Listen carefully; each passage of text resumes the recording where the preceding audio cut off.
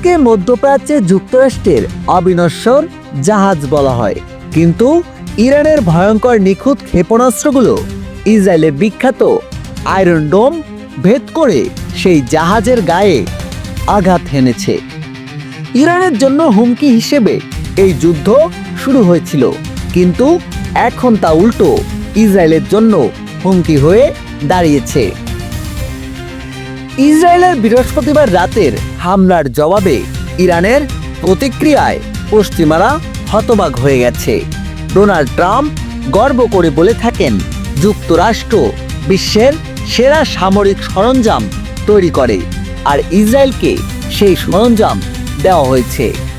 তবে ইরানের সংবাদ মাধ্যমগুলো বলছে, ইসরায়েলের ব্যবহৃত 2 বা 3টি মার্কিন F-35 স্টিলথ জেট ইতিমধ্যে ধ্বংস হয়েছে। এ খবরের সত্যতা নিশ্চিত করা সম্ভব হয়নি। তবে যদি একটি জেটও ইরান ধ্বংস করে থাকে, তাহলে সেটি